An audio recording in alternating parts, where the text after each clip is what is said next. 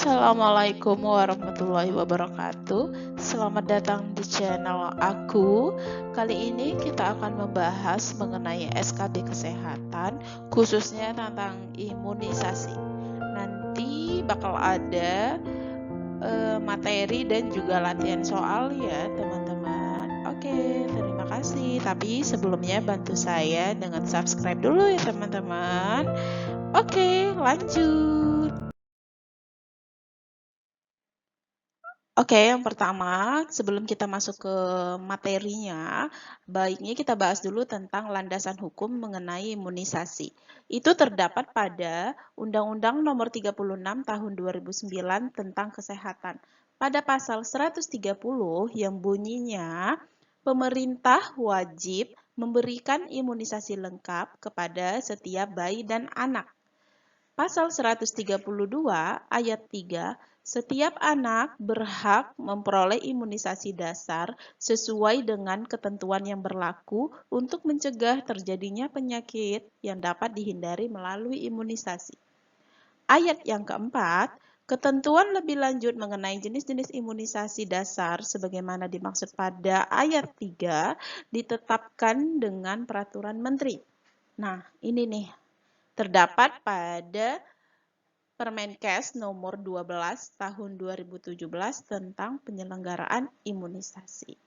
Nah, jadi kesimpulannya di sini terdapat yaitu bahwa di sini sudah dikatakan imunisasi lengkap setiap bayi dan anak itu harus wajib diberikan. Nah, apa itu nanti imunisasi lengkap? Nanti kita bahas, terdapat di materi, dan juga imunisasi dasar, lalu jenis-jenis imunisasi. Oke, lanjut. Informasi dasarnya, apa itu imunisasi? Imunisasi berasal dari kata imun, kebal, atau resisten. Kemudian, imunisasi juga merupakan suatu upaya untuk menimbulkan atau meningkatkan kekebalan seseorang secara aktif terhadap suatu penyakit. Sehingga apabila suatu saat terpajan dengan penyakit tersebut, tidak akan sakit atau hanya mengalami sakit ringan. Nah, jadi itulah imunisasi. Kemudian, bagaimana cara pemberiannya? Nah, pemberian imunisasi itu dalam bentuk vaksin. Apa itu vaksin? Nah, ini dia.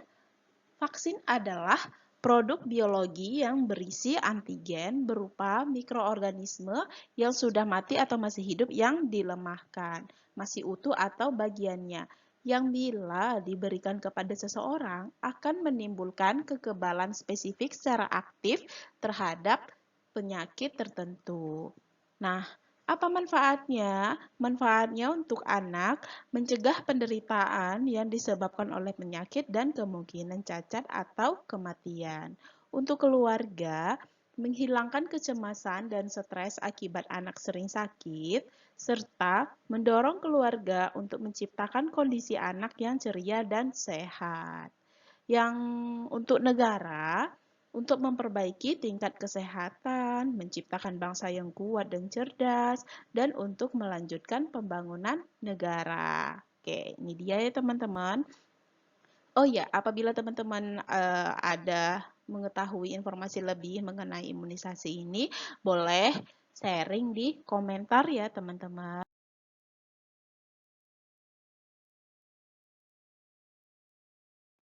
Nah, sekarang masuk ke jenis imunisasi. Ini menurut Permenkes nomor 12 tahun 2017. Nah, itu terdiri dari imunisasi program dan imunisasi pilihan. Imunisasi program ini adalah imunisasi yang diwajibkan kepada seseorang dalam rangka melindungi dari penyakit sesuai dengan jenis vaksin, jadwal, dan waktunya. Sedangkan imunisasi pilihan ini itu merupakan imunisasi yang tidak termasuk di imunisasi program, namun masih dapat diberikan kepada bayi, anak, dan dewasa sesuai dengan kebutuhannya ya teman-teman. Nah ini contohnya seperti MMR, varicella, tifoid, hepatitis A, influenza, HPV, rotavirus, dan masih ada lagi. Oke. Kemudian, apa aja yang termasuk dengan imunisasi program? Nah, itu di dalamnya ada imunisasi rutin, imunisasi tambahan, imunisasi khusus. Nah, imunisasi rutin ini terbagi lagi. Ada imunisasi dasar, ada imunisasi lanjutan. Nah, kita lihat dulu ya, teman-teman. Nah, di bawah ini 0 sampai 24 jam itu jenis imunisasi hepatitis B itu termasuk imunisasi dasar ya teman-teman. Nah, yang 1 bulan BCG sama polio 1, 2 bulan DPT, HB, HIB 1 dan polio 2. 3 bulan DPT, HB, HIB 2 dan polio 3. Yang usia 4 bulan itu DPT, HB, HIB 3, polio 4, IPV. 9 bulan itu campak. Nah, ini menurut Permenkes. Dan yang ini sebelahnya ini imunisasi dasar, ini menurut IDAI. Nih, segera setelah lahir langsung diberikan hepatitis dan OPV 0. Usia 1 bulan BCG, usia 2 bulan pentavalen 1 dan OPV 1, usia 3 bulan pentavalen 2 dan OPV 2, usia 4 bulan pentavalen 3, OPV 3 dan IPV. Nah, usia 9 bulan MRI, usia 18 bulan pentavalen 4, OPV 4 plus MR2. Nah, ini ada lagi dapat ditambah dengan imunisasi berikut. Usia 2 bulan PCV 1, usia 4 bulan PCV 2, usia 6 bulan PCV 3 plus influenza, usia 7 bulan itu influenza 2. Oke.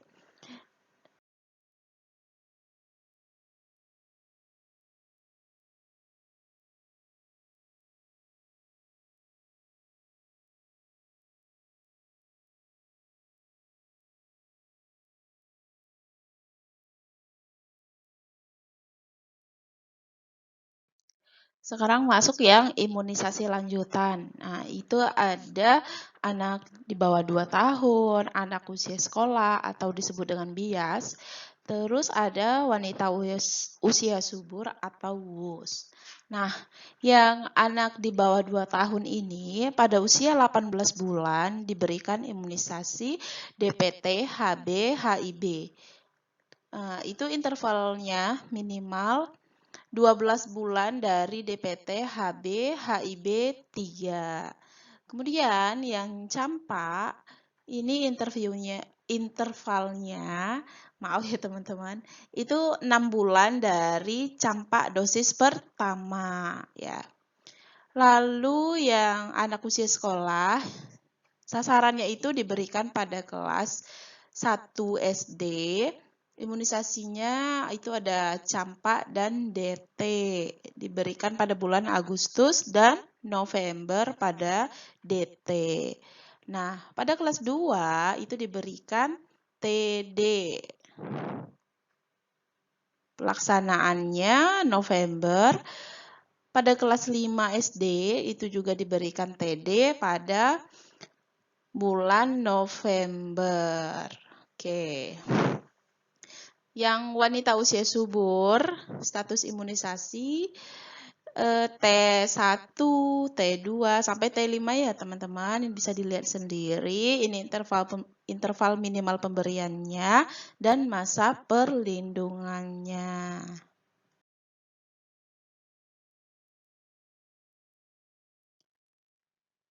Nah, ini masuk ke imunisasi tambahan, itu ada backlog fighting, itu merupakan sebuah desa atau wilayah yang tidak mencapai UCI. Ada beberapa anak yang tidak mendapatkan imunisasi dasar lengkap selama 2 tahun berturut-turut. Kemudian ini ada crash program, itu 3 tahun berturut-turut yang tidak mendapatkan imunisasi dasar lengkap. Kemudian ada PIN atau Pekan Imunisasi Nasional, ini biasanya dilakukan serentak.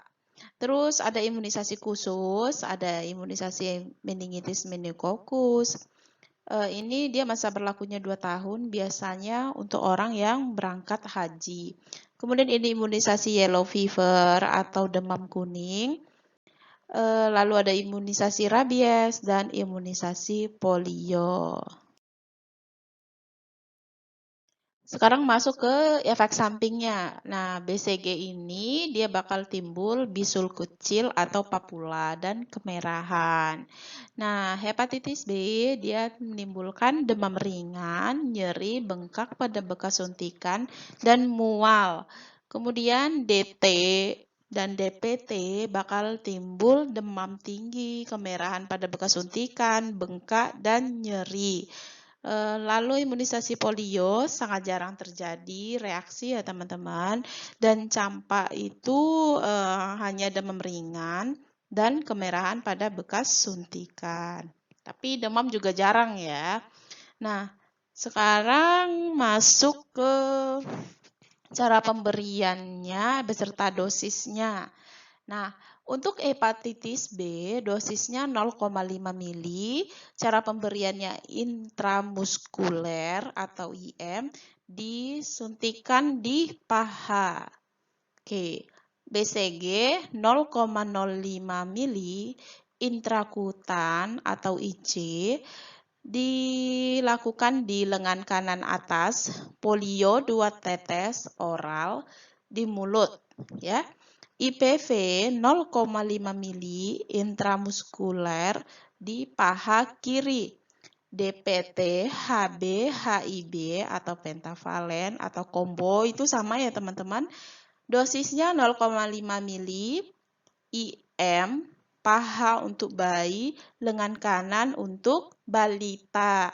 Sedangkan campak itu 0,5 mili, pemberiannya subkutan di lengan kiri atas.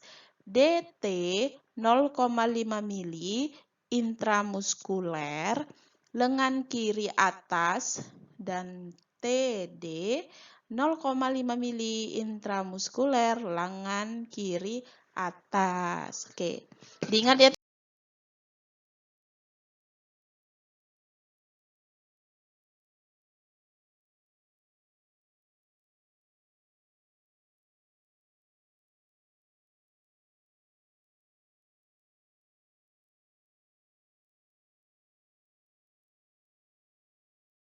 Nah, sekarang lanjut ke masa pemakaian vaksin sisa. Oke, pada polio itu 2 minggu, IPV, DT, DT, DPT, HB, HIB itu masa pemakaiannya 4 minggu ya teman-teman.